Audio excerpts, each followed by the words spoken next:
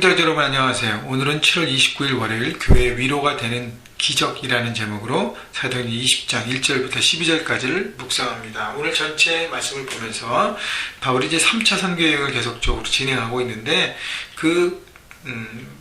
도착하는 머무르는 도시마다 바울이 어떤 면에서 사람들을 섬기고 사랑했는지 보면서 또 우리도 삶 현장에 만나는 사람들에게 어떻게 사랑하고 섬겨야 되는지를 한번 생각하고 묵상하기를 바랍니다. 1절 소요가 그치며 바울은 제자들을 불러 관한 후에 작별하고 마게도냐로 가니라. 자, 에베소에서 여러 가지 큰 사건이 있었는데 그 모든 사건을 통해서 제자들이 좀 위축이 됐습니다. 왜냐하면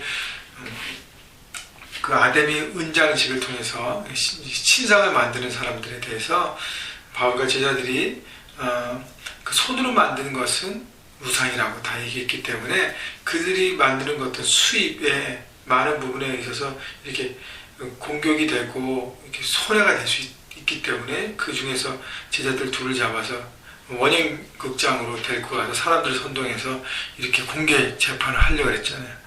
자, 그러나 그 모든 것들이 다 잘 마무리됩니다. 자, 그 이후에 그 소요가 그치고 난 후에 바울은 제자들을 불러서 권면합니다. 힘을 주고 그들을 잘 세워주는 것이죠. 그래서 사람들이 어려운 일을 겪어갈 때 필요한 것이 권면과 위로가 필요하지 않습니까? 그래서 우리가 삶의 현장에서 돌아보면서 인생에 소요가 있던 사람들, 많은 어려움들이 있던 사람들에게 권면과 위로는 정말 필요한 하나님의 사랑이라는 것이죠. 자, 그래서 거기서 이제 에베소에 떠나서 마게도냐로 갑니다. 2절 그 지방으로 다녀가며 여러 말로 제자들에게 권하고 헬라에 이르러. 자, 그래서 마게도냐, 아가야, 헬라 지역에서 있었고요. 3절 거기 석 달 동안 있다가 거기서도 제자들에게 권하고, 그러니까 제자들을 권면하는 것에 집중하는 것이죠. 3차 선교행은 새로운 곳에 복음을 전하고 하는 것보다는 이미 헌신된 제자들을 권면하고 다지고 그들을 위로하고 세우는 것에 집중합니다. 3절 거기 석 달 동안 있다가 배 타고 수리하러 가고자 할 그때에 유대인들이 자기를 해하려고 공모함으로 마게도냐를 거쳐 돌아가기로 작정하니. 자, 그래서 석 달 동안 헬라 지역에 있는데 그래서 거기서 이제 배 타고 수리아 지역, 원래 있던 그 안디옥이죠. 안디옥 교회 쪽으로 가려고 했는데 유대인들이 또 이렇게 박해하니까 배를 타지 않고 마게도냐를 거쳐 이렇게 돌아가기로 생각합니다. 4절 아시아까지 함께 가는 자는 베레아 사람 브로의 아들 소바더와 데살로니가 사람 아리스토가와 세군도와 더베 사람 가이오와 및 디모데와 아시아 사람 두기고와 드로비모라. 자, 3차 여행의 헬라, 그러니까 마게도냐, 아가야를 거쳐서 아시아까지 함께 동행하는 사람들이 이렇게 많았다는 것이죠. 그래서 바울은 지역마다 하나님의 사람을 세우고 그 사람을 통해서 하나님의 교회를 세우고 그를 통해서 하나님의 공동체가 이루어져 갔는데 그 중에서 바울의 사역에 조인된 사람이 있었다는 것이죠. 그래서 그들과 함께 팀을 이뤄서 함께 늘 사역했습니다. 그래서 여러분 늘 강조하지만 삶의 현장에서 좋은 팀을 만나야 합니다. 부부가 한 팀이 돼서 가정에서 사역을 하는 것이고요. 또 일터에서도 좋은 팀이 돼서 서로가 서로에게 철을 날카롭게 하는 것처럼 위로가 되고 권면이 돼서 함께 좋은 동역을 하기를 바랍니다. 5절 그들은 먼저 가서 드로아에서 우리를 기다리더라. 6절 우리는 무교절 후에 빌립보에서 떠나 닷새 만에 드로아에 있는 그들에게 가서 이래를 머무니라. 자, 우리는 무교절 후에 빌립보에서 배로 떠나. 마게도냐 빌립보 지역에 무교절 후라는 것은 무교절을 빌립보에서 보냈다는 것이죠. 그래서 이스라엘의 3대 절기 중에 하나는 무교절을 보내면서 특별히 무교절은 출애굽해서 이스라엘 백성들이 광야에서 얼마나 고난을 받은지를 돌아보고, 그리고 이제 그 무교절이 시작되는 바로 전날이 6월절이잖아요. 주님이 6월절이 어린 양이 되셨잖아요. 그래서 최후의 만찬도 6월절에 하셨지 않습니까?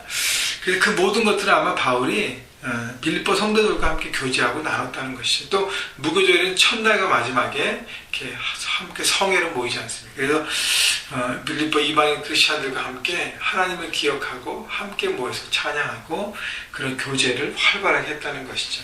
그리고 난 다음에 닷새 만에 들어와 있는 그들, 그러니까 사절에 나오는 팀원들과 함께 조인해서 7일 동안 머뭅니다. 자, 그런데 7절, 그 주간의 첫날에 우리가 떡을 때려 하여 모였더니 바울이 이튿날 떠나고자 하여 그들에게 강론할세 말을 밤중까지 계속하며, 자, 7일까지 머물고 있다가 이제 다음날 떠나기 전날 함께 모여서 바울이 다음날 떠나니까 마지막 시간을 잘 보내기 위해서 밤 늦게까지 바울이 열정적으로 말씀을 전합니다. 아마 밤샘 집회, 철야 집회가 이때 생긴 것 같아요. 바울이 말씀을 대한 열정이 있고 또 성도들은 바울의 말씀을 통해서 하나님의 말씀을 듣는 갈급함이 있었다는 것이죠. 그래서 8절, 우리가 모인 윗다락에 등불이 많이 켜 있는데 9절, 유두고라는 청년이 창에 걸터 앉아 있다가 깊이 졸더니 바울이 강론하기를 더 오래 하며 졸음이 이기지 못하여 3층에서 떨어지거늘 일으켜 보니 죽었는지라. 자, 유두고라는 청년이 창터에 왜 걸터 앉는지 모르겠는데 아무래도 그 윗다락이니까 거기에 좁은 방에 많은 사람이 있어서 청년이니까 자리를 이렇게 비켜주려고 창틀에 앉는지 모르겠지만 하여튼 거기에 앉아 있었어요. 그리고 졸았습니다. 집중하지 못하고. 10절, 바울이 내려가서 그 위에 엎드려 그 몸을 안고 말하되 떠들지 말라, 생명이 그에게 있다 하고. 많은 사람들이 유두고가 떨어져 죽은 걸 보면서 우성우성했잖아요. 바울이 내려가서 말씀을 전하는 것을 중지하고 잠시 쉬고 내려가서 그 몸을 끌어안습니다.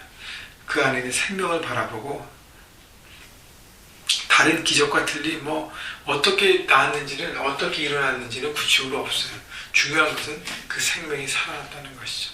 하나님이 어느 사람, 어느 방법을 통해서 했는지는 사실은 크게 중요한 것이 아니라 그 생명이 살아나는 것이 바로 하나님께 큰 영광이 되고 많은 사람이 위로가 됐다는 것이 중요합니다.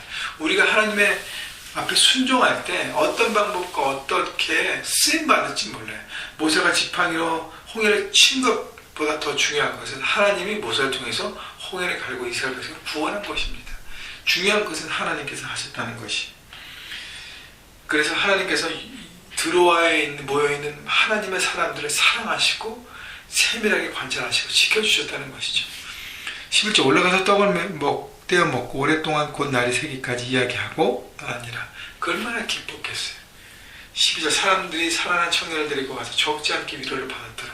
하나님께서 이렇게 디테일하게 챙기시고 위로하시고 용기하시는 걸 바라보고 그들이 위로를 받고 믿음 가운데 서갔다는 것이죠.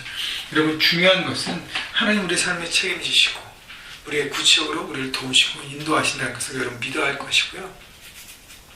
바울처럼 하나님의 생명의 도구로 쓰여져야 할 것입니다. 그래서 여러분, 하나님을 향한 마음으로 사람들과 내 주변에 있는 사람들을 어떻게 내가 섬기고 사랑할지를 고민하시고 그 다음에 그들의 작은 필요를 여러분 캐치하시고 그것을 섬김과 사랑으로 헌신하고 도우면서 하나님의 생명을 나누고 여러분을 감추고 하나님의 나타나게 되는 그런 바울처럼 생명 넘치는 사역이 여러분 삶 가운데 있기를 바랍니다. 여러분, 한 주간도요 사람을 살리고 생명을 살리고 하나님의 사랑을 전하는 형제가족 하나님의 사랑의 통로로 여러분 삶의 현장에서 그렇게 살아가시기를, 그래서 귀한 열매 맺어가신 여러분 모두가 되시기를 주님의 이름으로 축복합니다.